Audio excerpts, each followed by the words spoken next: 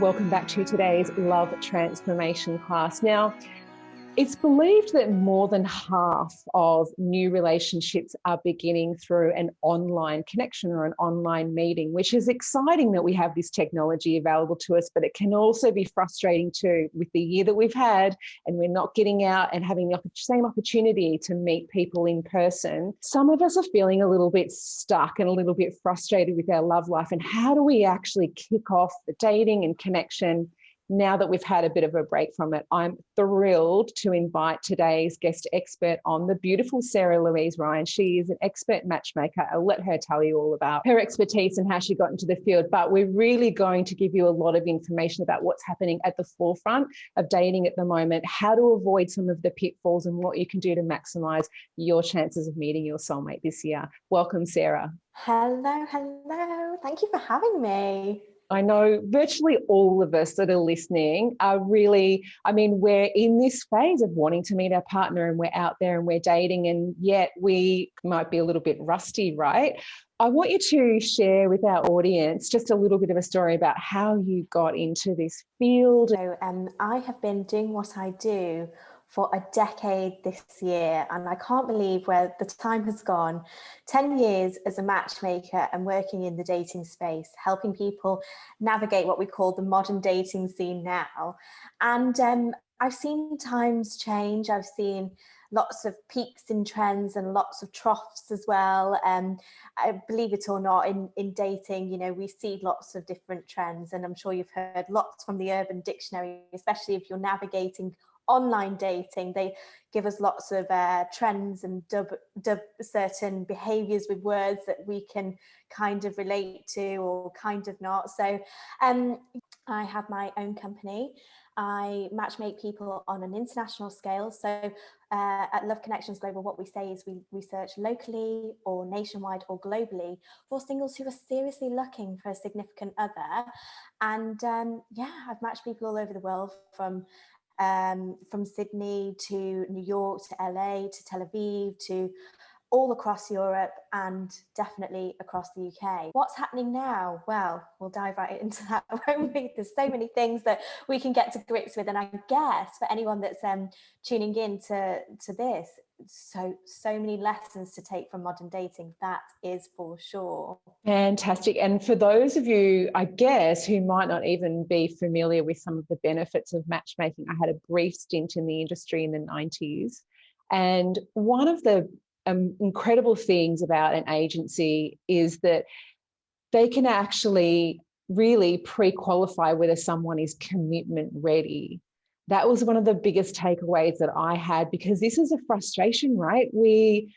People can present as being ready for a relationship. We can even have conversations with them about what they want for the future, but we can end up investing a lot of time and energy and heart space into people that really aren't quite commitment ready, right? Is that your experience as well? Oh gosh, it's like a nail on the head moment. And the biggest thing about matchmaking is to be aligned and meeting and investing with someone who has the same wants, desires, and intentions for a relationship as you do. And what I'm seeing so much now is this feeling, physically and internally, emotionally, of singles perhaps being burnt out when they're using all different platforms and apps and all that jazz, because they're investing in people who aren't aligned with them. They don't have the same intentions. And what I have found today, and have always found in my decade of experience, is that when somebody comes to a matchmaker and says, hey, something doesn't work, something isn't working for me. Is it me? Is it all the good ones are taken? Why do I keep attracting the same type? The type that's keeping me single, the type that hasn't worked so far. And what they're doing is they're letting their ego drop to one side, because they're saying, I hold my hands up and I'm ready to do what it takes to attract love into my life. And so far, I've been navigating and investing so much of my disposable time outside of work in people that don't have the same intentions, when I'm taking away from the relationship I could be building with myself, the relationship I could have with my friends and my family, and I'm investing it in all the wrong people. How do I overcome that? And how do I align with people who have the same wants? And I think a matchmaker is intentional, tuned in, and also very practical in asking all those logistical questions that often singles don't get to ask, because it's not socially correct until date 3 or 4. Okay, let's talk about your previous relationships. Let's talk about your family building wants or not. Let's talk about your marriage mind or not. And you need to invest a good few dates before it's socially acceptable in today's world to come to those, answers. Oh my goodness. So you're 4 dates in, you've been chit-chatting back and forth, pen paling with somebody who isn't aligned with you as potential partner. Something's got to give, hey? And we can all feel that frustration. We've all had that experience. What I love about the work that you do is it also means that you're on the very front line and getting feedback about what is and isn't working in this dating space, people's feedback about online dating and app dating in particular, which seems to be our go-to, obviously, at the moment. How else do you see app dating or online dating? Let's bundle them both in together. How else do you see that's really failing us at the moment? And then let's maybe talk about some things that we can do a little bit better in that area as well. Well, I'm a massive advocate for dating in all different ways, as long as you are doing what feels good and dating feels like a positive experience, I guess, cliche, like on the path to finding your person, your partner. If it doesn't feel good and it doesn't feel positive, then why the heck are you doing it? So I'm always, doing different workshops, doing different talks about setting yourself up for dating and relationship success. So later on in the week, I'm doing a talk on how to create an online dating profile that is so swipe rightable that you get the dates and you align yourself with the people that you truly desire and deserve to meet. So I don't just specialize in matchmaking. I'm really a massive advocate for love, as everyone on this panel at this summit is. So when it comes to online dating today, we talk about it perhaps not really serving a lot of people. And it has its place. There are so many success stories. We hear how such a massive percentage of people who are in a relationship have met online today. And that is true. But one thing that we don't often think about, especially those who are single and navigating online platforms, is that they are built with an algorithm that is often, it's meant to monetize on keeping you single. The more people that are in the pool, the more successful a dating app is for a profit margin. So these algorithms are built on facial recognition, on what you find attractive and what you consistently swipe on, the words that you use and word recognition, and how you liaise with those who you match with. There are so many intricacies in the way that these apps are built that you feel such hits of serotonin when you swipe right in your pajamas having a cup of tea and you get somebody that swipes right on you too. But more often than not, there are people that are sat there waiting for those feel-good hits, but don't have the same intentions as you to get offline and meet in real life. So what happens is singles then spend so much time building pseudo relationships with those people on the other side of the profile, the app, who are not as equally invested in them, in the same heart space. They just like to feel good about themselves. It fills a void, and a lot of that has been happening during the pandemic. One, because we can't physically get offline to meet them in real life. So it is just I guess a game, I guess an algorithm that makes us feel good about ourselves. But if the intention is not there, then you can't keep swimming in those pools of people that don't have the same partnership intention. So what I'm seeing, I guess, bottom line, is a lot of burnout, a lot of frustration, and a lot of taking it inward. Why isn't it working? And what can I do to change that? Really, what you're describing is we might be getting a lot of matches, but we're not really getting a lot of matches, as in genuine people that are matched to what we're looking for, right? Even if we're matching and Yes. swiping and connecting, they're not necessarily a match for us as a partner. How do we, because I'd love to unpack this a little bit more, how can we, knowing the algorithm is not going to work in our favor, but we still have this tool available to us that some people are obviously getting success out of, what sort of things should we be really looking for, including in our profile? How can we hack using this tool to better, maximize our chances of actually getting a proper match, someone that's matched to us? I hear you, and I just feel so excited that we're talking about this and we're getting into it. And it is controversial for somebody to say that apps are built to keep you single, but if you think about it on a practical sense, to monetize, the more singles there are, the more paradox of choice you have if you're a single that is seriously searching. And just to put that into layman's terms, it's like going to the supermarket. You're going to Waitrose if you're in the UK or wherever you're going, and you're looking for a loaf of bread, and you have a whole aisle, there's 200 different types of bread. Oh my gosh, you could be stood there for 10 minutes knowing how much. Do you want it to be triple seeded? Do you want a white loaf of bread? It's really difficult. You know what you want, but then when you have so many options, you don't know which one to choose. So some people might walk away from that aisle not taking any bread at all because it's overwhelming, the choice. Some people might take a few different types because they haven't honed in on what it is that they want. I mean, this is just an analogy for showing you that when we have this paradox of choice, it's like when you look at your app, if you're using one, and there's all these singles sat at the top of them on the shelf, so to speak, waiting for you to liaise with them or waiting for you to respond to them.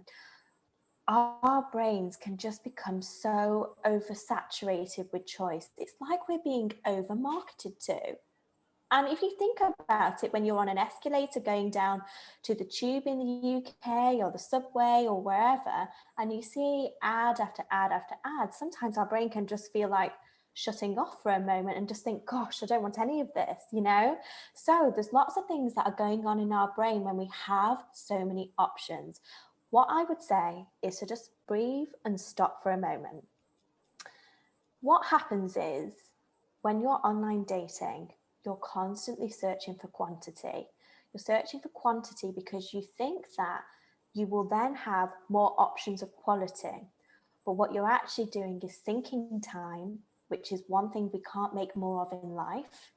You are giving your emotional and time investment in other people from your heart space, as you were talking about before. And then you're not really aligning yourself with the quality of potential partners with the same wants. So to answer your question, what you need to do is be accountable to yourself in the process. And how can you do that? Well, you need to create a bio that is really sharp, really snappy, really to the point, but playful, authentic, and honest. And I often talk about being direct, and people often assume that with, me stepping into the masculine, me stepping into alpha, and me stepping into almost a negative, headspace and comm space. But actually, no. I think that when you are direct about your intentions, about what you're looking for in your bio, what you're doing is letting those who do not align with the same intention and the same wants as you to fall by the wayside. And although you'll have less matches, you will have more quality, aligned, intentional potential partners. So you need to, in my suggestion, share a bit about you and who you are and what your interests are. A bit about, in the world when we re-emerge, what you actually like to do. I mean, don't say you like going to the theatre if you actually don't. If it's not who you are, don't paint a picture of who you'd like to be or who you think sounds great for an online dating app. Share who you are and what keeps you ticking. If it's quiet Sunday morning strolls in the countryside with a coffee and it's the simple pleasures of life, share that.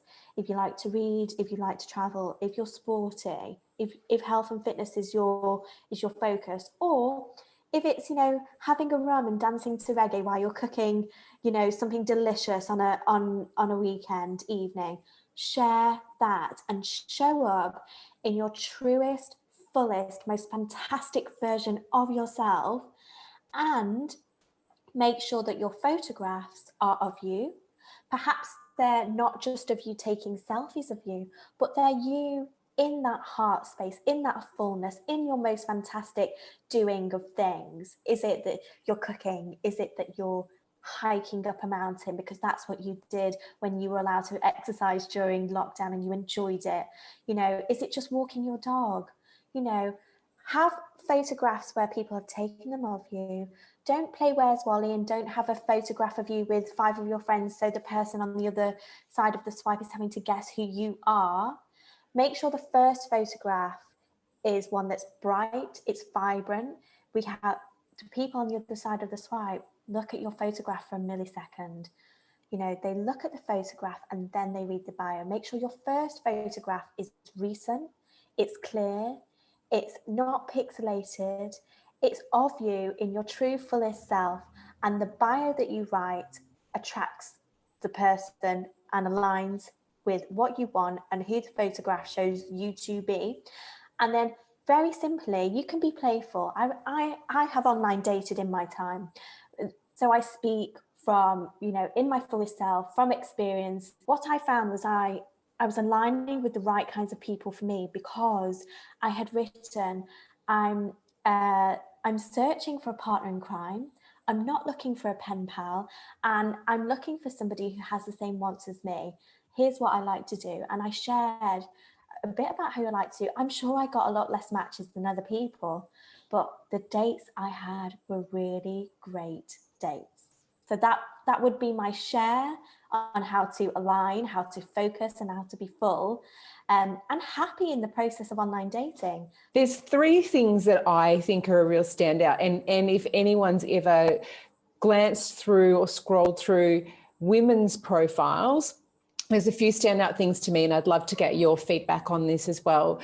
The first one is how many profile descriptions sound like, I'm a really happy, person. I love my life. I love going on, walks with the dog. I love going out for dinner and seeing a show. I'm super easygoing. I love to cook and, just looking for my partner in crime, right? There's a genericness about, because they're trying to cast a wide net rather than putting something that's more specific, which goes along to what you said.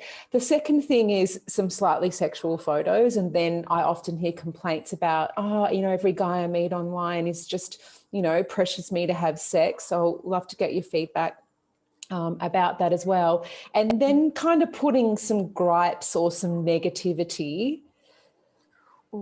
in your profile, like, I don't want this and I don't want that. And if you like this, don't swipe right on me. And there's a bit of negativity there, which maybe for the person that was writing it feels like a boundary and feels like they're being specific and clarifying what it is they don't want. But I'd love to get your feedback about that as well. Oh my gosh. I mean, I feel like we could talk for 5 days on dating in the modern world and all of its intricacies. Okay, so those 3 things. So we'll go through them bit by bit. So one is, I guess, positivity and casting a wide net. And what could, if you don't feel in that space and you're not fully aligned with what it is that you're writing, could come across as toxic positivity.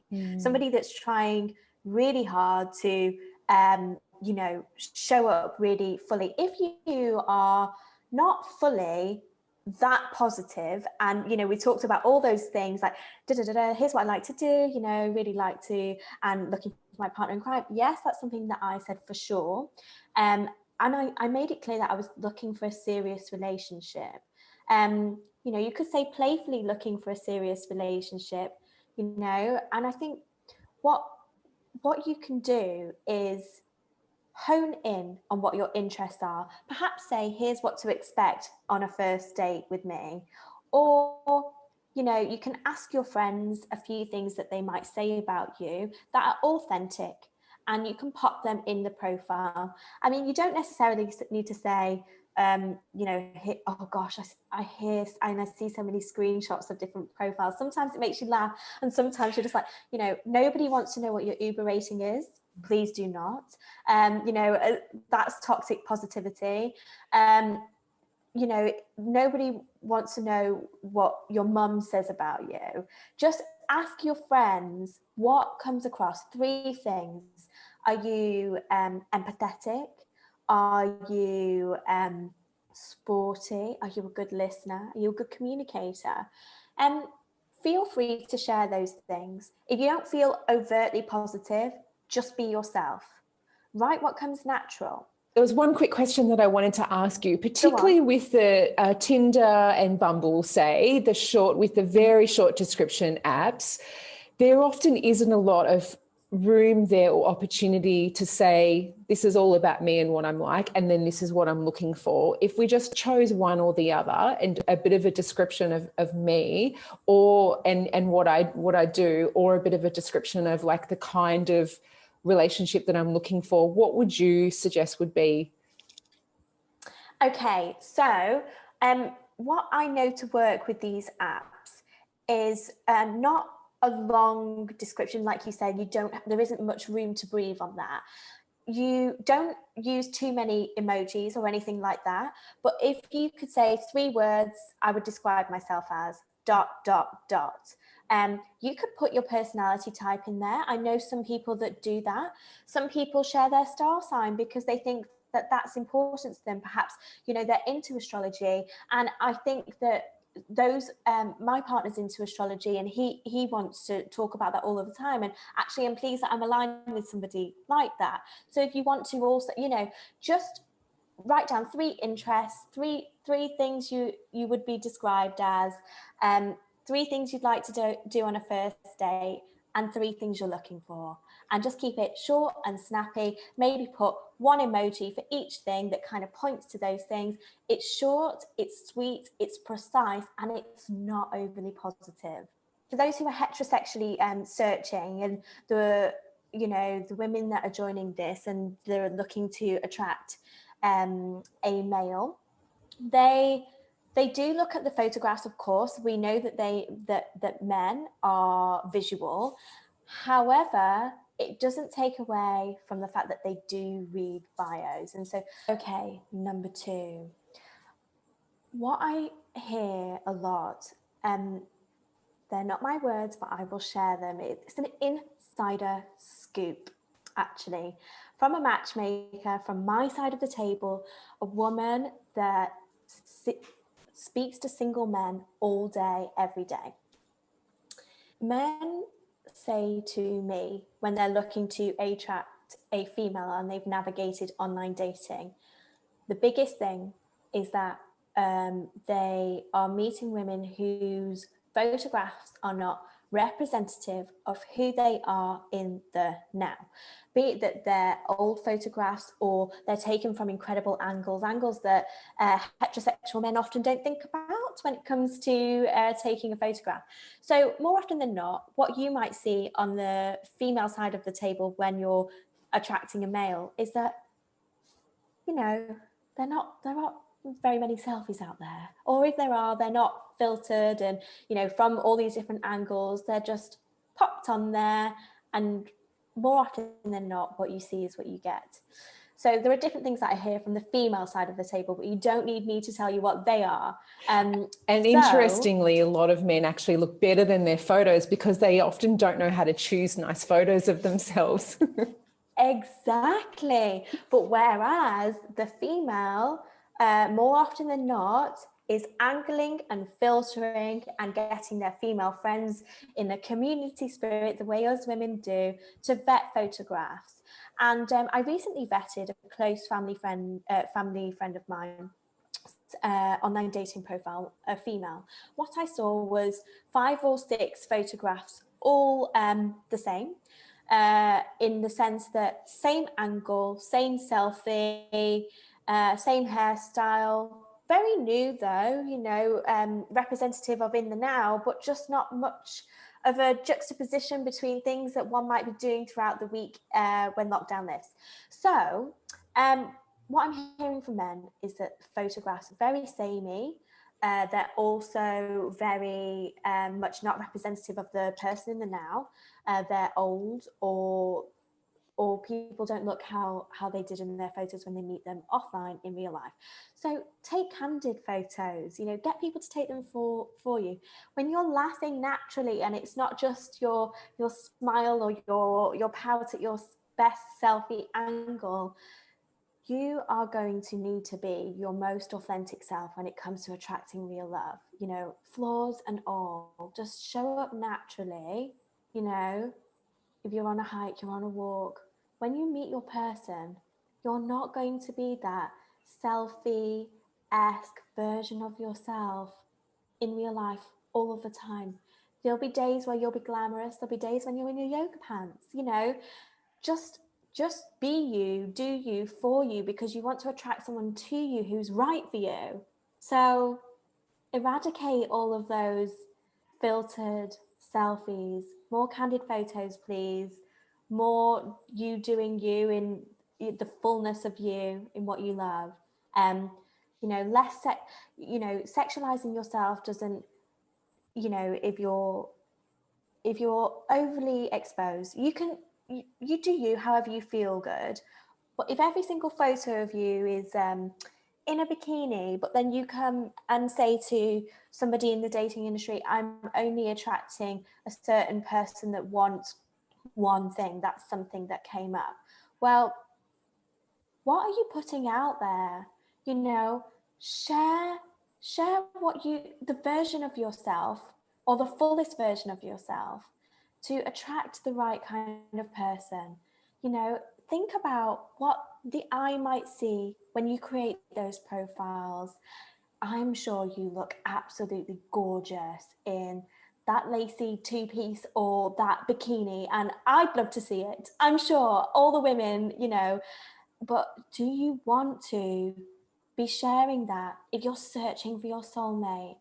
Yes, if it's confident and it feels good for you and you want that and you want to share that, do it. But if you are doing it because you think that sharing those images equates your value to the person on the other side of the swipe, just know that there is so much more to you, intellectually, emotionally, not just sexually. And you want to share all of you in your wholeness, your fullness with somebody. Okay, so let's just quickly touch on making sure there's not a lot of negativity, or we're coming across in the wrong way by the way that we're describing our desires, our wants and our don't wants. And then I really want to pick your brain on what some of those keys are as far as finding an ideal match, like some matchmaking insider tips. So this is a big one. You know, earlier in our chat, I was talking about being direct about what you want. The other side to that direct coin is to don't hear what I say from being direct about what you do want as a be honest and direct about what you don't want. Because you don't want to be turning the right kind of person for you off, in the sense that you're coming across that you've had so many experiences of online dating that haven't served you, that you are so clear on what you don't want. It's so many triggers can go off in one's brain when you're writing, I don't want, you know, X, Y, Z, you know, somebody that's into this, or somebody that does a first date like this, or somebody that's like this.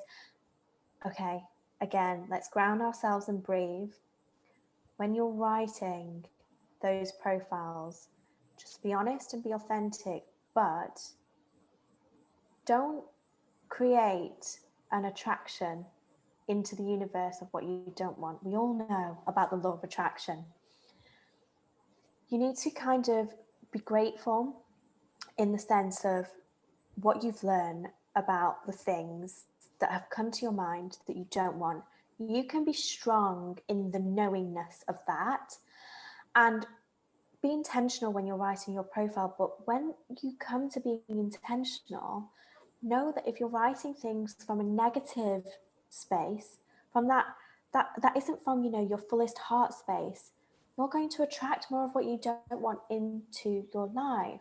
You know, here's what you do want, here's what you're interested in, here's what keeps you on your toes and makes you sleep well at night, that you're interested in, that fills your heart with so much joy, sets your soul on fire, whatever it is.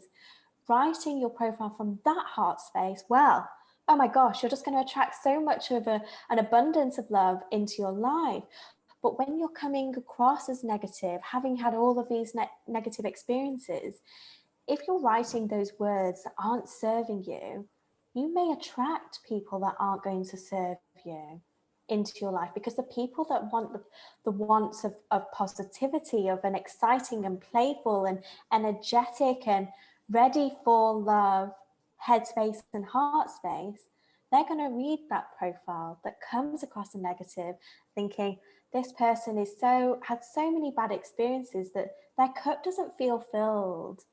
They don't feel full of love to share that love with somebody else. Their cup seems a little bit empty and depleted because they've had so many experiences that haven't served them. Okay, well, I'm looking to share my full cup with someone else, so that's a swipe left for me. So just think about what you're putting out there. Think about, and for those of you that don't know about the law of attraction, start researching it. Start getting in that energetic space, because you must always be the energy that you want to attract. Most of us have either been on a bit of a dating hiatus for the last however long, or we're feeling really perhaps a bit stale and a bit burnt out. And, you know, as we're hopefully sort of emerging post-pandemic, what are some tips or advice you have for those that are re-emerging essentially, or wanting to sort of reinvigorate their dating experiences now? Oh gosh, it's so exciting. It's one of those things that again makes me feel a bit, you know, tingly with excitement, just knowing that in a world that's felt so disconnected, people are just so ready for connection, to hit the ground running with that. So first and foremost, so kind of like map it out in a few stages. So I know, because I'm there too, I'm with you, that we all just want to get out there and reconnect with those that we love, as well as attracting love, you know.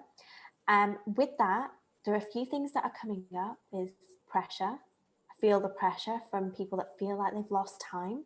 They want to make up for that lost time in all different areas of their life. So you are going to get out there feeling aligned, feeling clear on your values, checking in on those who you meet to see if they have the same values and wants that you want.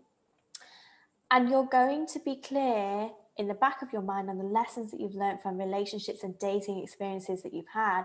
And when you spot the signs and the patterns of things coming up that aren't serving you, aren't filling your cup, aren't making you feel positive, or building that path to a joyous dating experience, you have to see things that aren't kind of working out, their values aren't kind of aligning with yours. You have to let them go. You have to let them fall by the wayside. And it's brave, it's strong, but you're stepping into your power. You're stepping into the best, fullest, most honest and authentic version of you, because those people that aren't on your wavelength, that don't have the same relationship goals, they'll fall by the wayside and make space for the right people. And in the same breath as that, one thing that comes up so often is rejection. Oh my gosh, people overcoming fear of rejection, people overcoming rejection itself, or ghosting, whether it's a few days in, or a few dates in, or a few chats in. Everyone, ladies, rejection is simply redirection. No response is the loudest response. You've got to let those people go. Don't let them into your head. Don't let it into your heart. You let them go. You let it fall by, because the right person, they're looking for you too, so make space for them. So I guess what I'm saying is, in the guide, there's a path that I've paved, so you can set yourself up One of the things that came up just as you were talking, Sarah, I'm a bit of an introvert.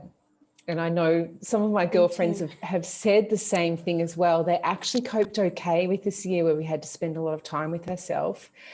But now I feel a little bit rusty in my social skills. I actually feel a little bit less confident or competent about getting out there and meeting people and actually having the same and just generally being around people feels a little bit, I don't feel a little bit nervous about that. And I think, I've had some feedback that other people are feeling that too. I'm an introvert too, and I fully hear you. It's something that's been on my mind. So if you're like us ladies and you're introvert, or you know someone that could do with a few tips for that, is to know that slow but steady wins the race. Across the globe, different countries have created different roadmaps into lockdown lifting, different dates to consider, different timelines for different things in our re-immersion into the world. Just know that those are guidelines and it's optional for you. Just because, so in the UK, where I'm based, lockdown is lifting in a couple of weeks. And what I'm hearing is a lot of anxiety and pressure to meet, to do, to be with others. If you're not ready for that, slow but steady wins the race. Yeah, all in all, we really just want to increase our connections. We've lacked a bit of connection this year, haven't we? Oh gosh, we've all been socially connected at our fingertips, with singles literally at our fingertips on all of the apps, yet we felt so disconnected from the world and ultimately from the search for love. What advice, as an expert matchmaker and someone who helps people create really quality connections, what last piece of advice would you have for our audience about how they can become better at that too? So it's your values, knowing them, great. But if you're not communicating those boundaries and the things that are important on your journey, well, you're just going to keep going through the same cycle of attracting the wrong people, or thinking all the good ones are taken, or welcoming burnout, which is, the thing that people were struggling with pre-pandemic. You want to do dating differently now. And so that means you want to connect with people authentically. And then what you will just be assessing is whether or not there's chemistry. So good communication comes like, well, this has been my experience so far of dating. But what I've realized now is that I'm really looking for authentic connection. I feel like I'm really ready to build something significant. And I think the way in which you communicate softly, lovingly, kindly to someone else, but also to to yourself. You don't have to be aggressive in your comms to get what you want. You just have to share what you know. Listen to other people's point of view, onboard it actively in their search, in their experiences of dating, and what they want. And I think one thing that people often don't take into consideration is, it's going to sound quite a big statement, is conflict and resolution techniques.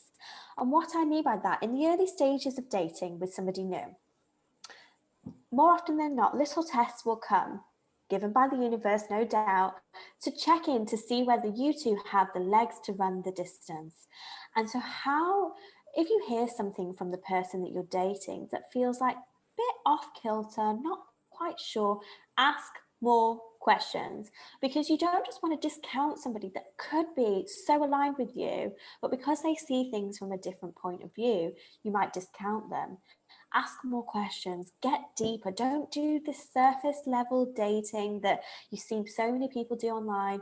Do it differently. Ask more questions, get to know yourself better, get to know them better, make informed decisions, listening to your gut, communicating what comes up for you. Just be loving and be kind with your words, be honest to yourself, have integrity for yourself and integrity to what you want. So learn about communication, learn about conflict and resolution, and learn to actively listen, and learn how you communicate love. And that you've probably heard before, but I'll say it here again. Learn your 5 love languages. Know which one or two you align with and how you communicate love, so you can really show up for the person who's right for you, that you are dating, and so you can understand how they communicate their care for you too. So it's all communication to build connection, and all fully showing up in the good, the bad, and the ugly, so you can attract what it is that you deserve and desire in your dating journey. I was making notes actually as you were speaking. One of the biggest takeaways that I just took from that, though, and something that I see a lot is friends or clients will screenshot a text message communication with someone that kind of went wrong. Like either there was a miscommunication or someone sent them something that was borderline offensive, but basically there was a disconnection that happened over text. And it's easy to make an assumptions about what someone means. And sometimes I think we actually end up burning some of these connections that might have been unintentional when these things happen. And I love that you gave that piece of advice about asking questions. Ask more questions if someone messages you something and you've taken it a certain way. Maybe or maybe not, did they meant it like that, but maybe get really curious and start asking some questions and qualifying, because it's really difficult to maintain and build on a connection when we're just messaging back and forward, isn't it?